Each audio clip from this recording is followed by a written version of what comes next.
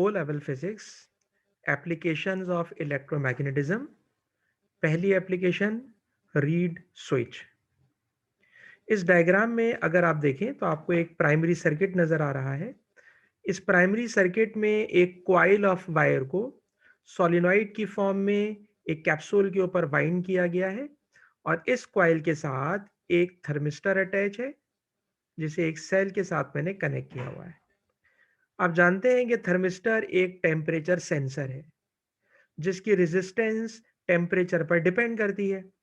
अगर किसी सर्किट या किसी प्लेस का टेम्परेचर ज़्यादा हो जाए तो उसकी रेजिस्टेंस कम हो जाती है। जब थर्मिस्टर की रेजिस्टेंस कम हो जाती है तो थर्मिस्टर से करंट का फ्लो इस सोलिनॉइड के अंदर एक स्ट्रॉन्ग मैग्नेटिक फील्ड प्रोड्यूस कर देता है।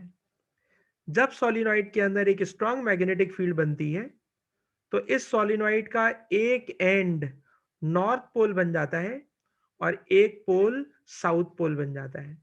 अगर आप राइट हैंड साइड को देखें तो करंट का फ्लो आपको क्लॉकवाइज डायरेक्शन में नजर आ रहा है और अगर क्लॉकवाइज डायरेक्शन में करंट का फ्लो हो रहा हो तो राइट हैंड पे साउथ पोल और लेफ्ट साइड के ऊपर नॉर्थ पोल सोलिनॉइड का बनेगा। इस सोलिनॉइड के अंदर दो आयरन की स्ट्रिप्स है। ये पहली लेफ्ट साइड के ऊपर आयरन आयरन स्ट्रिप है और ये राइट साइड के ऊपर ये दूसरी आयरन की स्ट्रिप है। इन दोनों आयरन स्ट्रिप्स को जब सोलिनॉइड के अंदर रखकर हम सोलिनॉइड से करंट पास कर रहे हैं तो इन दोनों आयरन स्ट्रिप्स के अंदर भी इंड्यूस मैग्नेटिज्म हो जाएगी।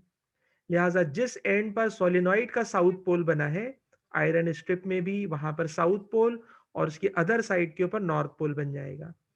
आप जानते हैं कि आयरन स्ट्रिप में सिंगल पोल नहीं होते।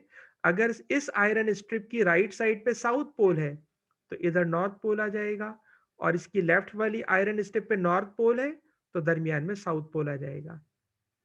जब दो अपोजिट पोल एक दूसरे के करीब हो तो इन दोनों के दरमियान एक फोर्स ऑफ अट्रैक्शन पैदा हो जाती है।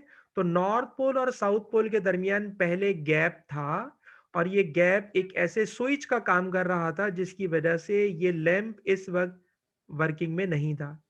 लेकिन जब आयरन स्ट्रिप्स मैग्नेटाइज हुई तो इनके दरमियान फोर्स ऑफ अट्रैक्शन की वजह से दरमियान का गैप खत्म हो गया और दोनों आयरन स्ट्रिप्स ने एक दूसरे को अट्रैक्ट कर लिया। इनके अटैच होने की वजह से जो सेकेंडरी सर्किट है वो फंक्शनल हो गया और फंक्शनल होने का मतलब ये वार्निंग लैंप जलना शुरू हो गया। अब इसको कन्वर्सली सोचिए कि अगर टेम्परेचर कम हो जाए तो टेम्परेचर कम होने से इस थर्मिस्टर की रेजिस्टेंस बढ़ जाएगी। जब थर्मिस्टर की रेजिस्टेंस बढ़ेगी तो करंट का फ्लो स्टॉप कर देगी।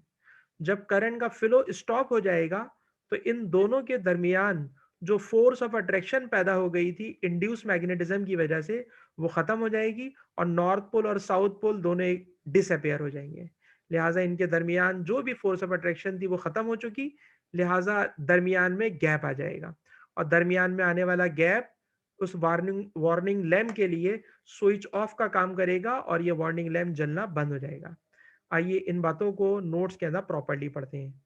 अगर हम स्टार्ट से लें तो एक रीड स्विच कंसिस्ट होता है प्राइमरी सर्किट के ऊपर जिस जो एक्टिवेट या डीएक्टिवेट कर सकता है एक दूसरे सर्किट को without coming in direct contact. जब टेम्परेचर राइज करता है तो थर्मिस्टर की रेजिस्टेंस डिक्रीज होती है, करंट की ज्यादा वैल्यू फ्लो करती है जो सॉफ्ट आयरन की रीड्स को मैग्नेटाइज कर देती हैं। अपोजिट पोल्स इंड्यूस होते हैं, उनके दरमियान अट्रैक्शन आती है और एक्सटर्नल सर्किट को वो एक्टिवेट कर देती हैं जिसकी वजह से वार्निंग लैंप जलना शुरू हो जाता है। लेकिन जब टेम्परेचर फॉल करता है तो थर्मिस्टर की रेजिस्टेंस इंक्रीज होती है। अब करंट फ्लो नहीं कर सकता, लिहाजा डीमैग्नेटाइजेशन हो जाती है और उस डीमैग्नेटाइजेशन की वजह से जो एक्सटर्नल सर्किट है वो डीएक्टिवेट हो जाता है। इस तरह रीड स्विच अपनी वर्किंग कंप्लीट कर लेता है। Thank you.